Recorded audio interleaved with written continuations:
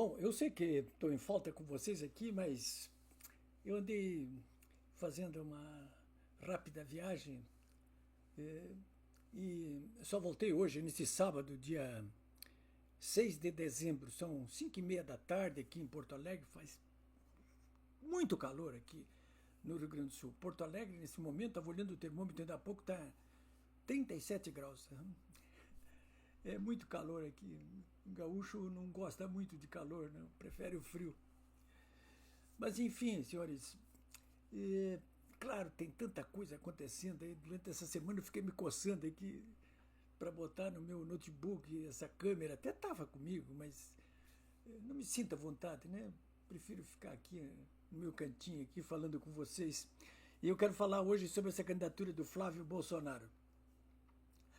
Bom, olha, eu queria até falar sobre esse negócio do Trump aí e o Lula, mas eu acho que vamos ver se amanhã eu consigo falar sobre isso aí. Mas enfim, o Flávio Bolsonaro. Bom, olha, o ex-presidente, o Jair Bolsonaro, ele lançou o nome do filho, né, que é senador pelo Rio de Janeiro, Flávio Bolsonaro, para a disputa presidencial do ano que vem. A notícia se conheceu anteontem, quinta-feira, dia 4, portanto. E, bom, olha, em seguida viralizou em tudo que é canto aí nas redes sociais. O pessoal da oposição ficou ouriçadíssimo, né? Tomou conta das redes sociais. Uma centelha, assim, olha, parece que estava faltando alguma coisa, e estava mesmo, né? Claro que o líder preso da oposição, o líder maior, e outros líderes calados, intimidados, o povo, as rãs, né, coachavam por um rei que imantasse novamente aí as aspirações da oposição pelo restabelecimento do Estado Democrático de Direito aí e contra essa ditadura opressiva, autoritária do consórcio Supremo Tribunal Federal e governo Lula da Silva. Bom, muita gente me perguntou assim, mas e daí, hein? O Flávio Bolsonaro? Olha, eu quero dizer para vocês o seguinte, né? Eu tenho dito aqui, política tem 50 tons de cinza, né? 50 tons de cinza. É quase como as nuvens que estão no céu, né? Você olha, aquelas nuvens que eu estou vendo daqui estão numa formação, daqui a pouco estão noutra formação. Mas enfim, essa é a grande novidade. Por que o Flávio Bolsonaro? Por que não a Michele? Por que não o Eduardo Bolsonaro? Né? Da família, se é para ficar na família. Por que não o Tarcísio de Freitas? Ora, o Eduardo Bolsonaro está imobilizado lá nos Estados Unidos, nesse momento. Né? Não adiantaria lançá-lo como candidato agora, nesse momento aí, nem como um candidato de transição. A Michele ainda não tem a embocadura política que pudesse ser caracterizada como uma candidata presidencial para valer. Mas será candidata ao Senado, por Brasília. Se tudo der certo como o Bolsonaro está imaginando, a família Bolsonaro vai ter um presidente da República no ano que vem, a Michele como senadora pelo Distrito Federal, o Flávio Bolsonaro como senador do Rio, porque o Flávio, vejam bem, ele tem mais 4 anos de mandato, ele não está perdendo nada se for candidato. E se perder, inclusive. Tem mais 4 anos de mandato. E o Carlos Bolsonaro, que está muito bem pontuado ali em Santa Catarina, e que provavelmente vai ser um dos 2 eleitos em Santa Catarina. O PL do Bolsonaro chega a fazer as 2 cadeiras. Bom, então, por que o Flávio? Por essa circunstância que eu acabei de narrar aqui para vocês. E é claro que a estratégia política do Bolsonaro visa o seguinte, é para marcar posição. Sabe aquela história dos cachorros que vão no poste e mijam no poste?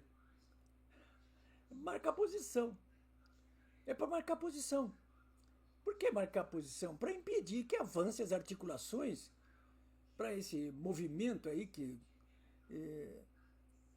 vem do centrão fisiológico e da esquerda, dos isentões, que visa encontrar um candidato de direita, leia-se Tarcísio Gomes de Freitas, que apanhe os votos bolsonaristas, mas sem o Bolsonaro. Quer dizer, é um bolsonarismo sem Bolsonaro.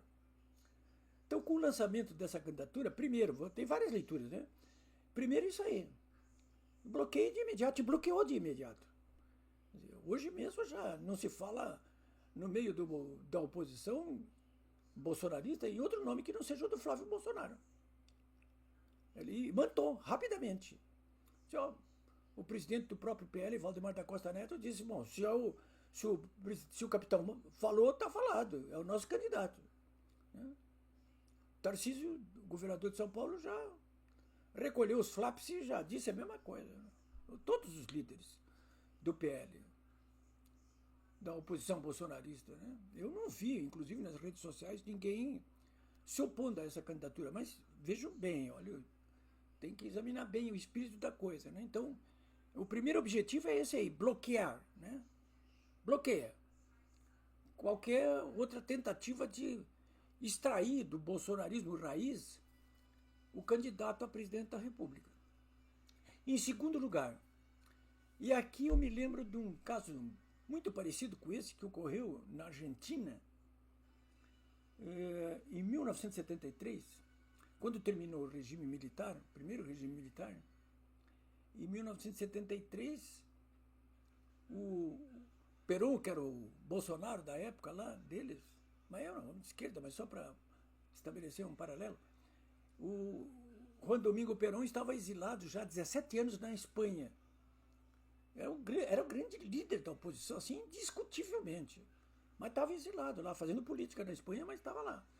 Então, terminado o regime militar, o que aconteceu? Se convocaram eleições, o Perón continuava exilado na Espanha, e de lá ele deu a ordem, olha, o meu candidato aí é o Flávio Bolsonaro. Ou seja, não era o Flávio Bolsonaro, lá chamava-se Héctor Câmpora, né?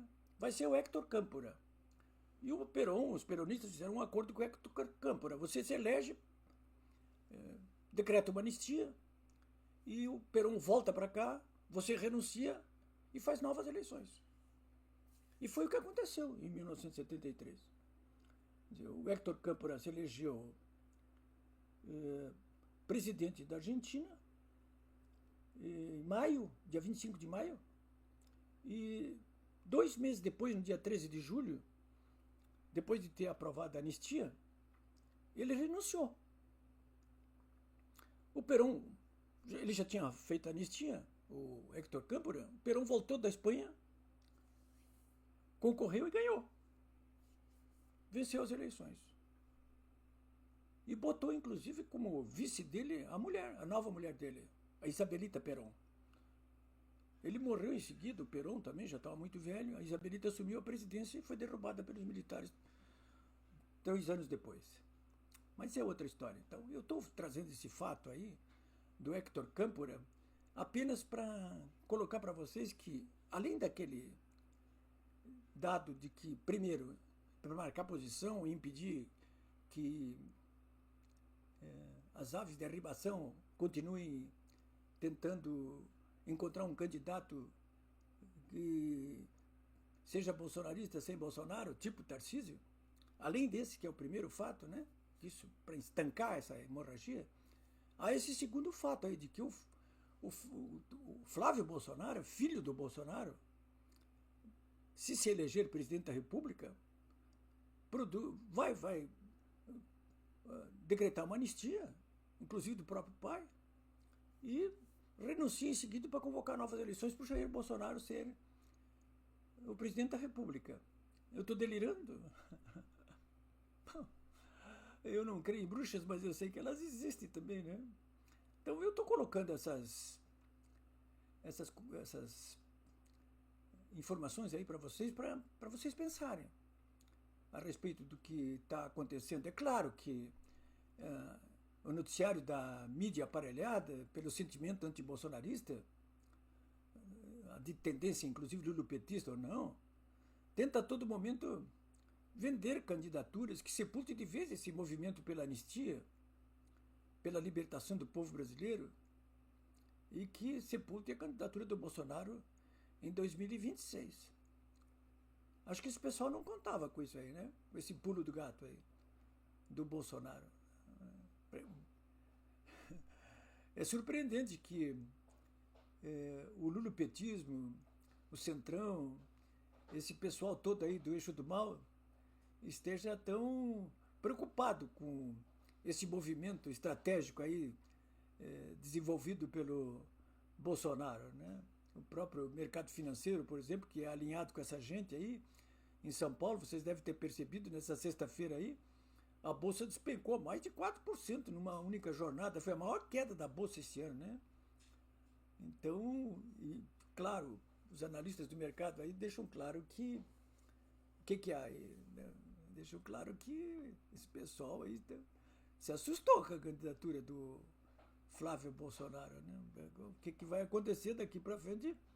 Vamos ver qual é o desdobramento disso tudo aí, né? É claro, né?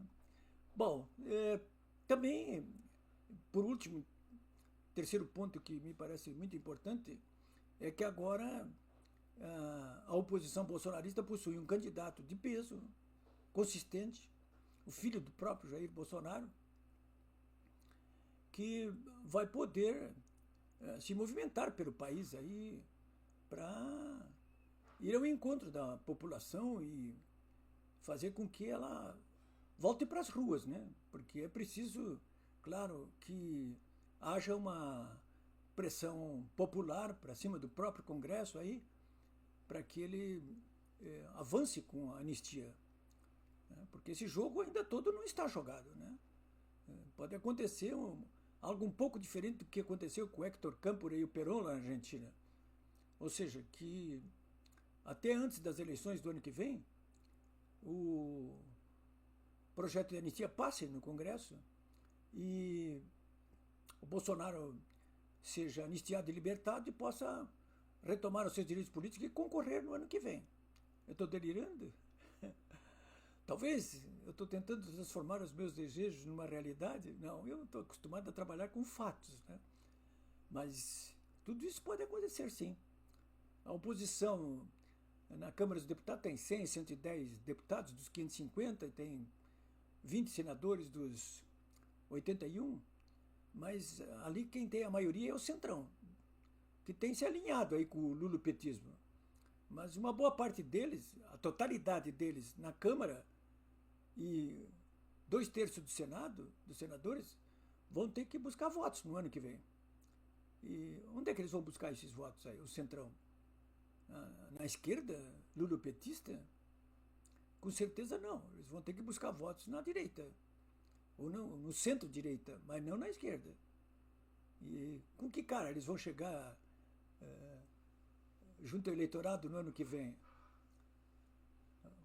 Como deputados e senadores que promoveram a anistia, o restabelecimento dos direitos políticos e a candidatura do Bolsonaro, e se abraçar com ele, inclusive em praça pública? Ou comunicar para os seus eleitores que, não, olha, nós queremos que os líderes da oposição permaneçam na cadeia, o Bolsonaro também, e vamos ficar com esse governo despudorado, ridículo e antipatriótico aí do Lula da Silva. Essas são as cartas, né? Essa gente não prega prego sem estopar.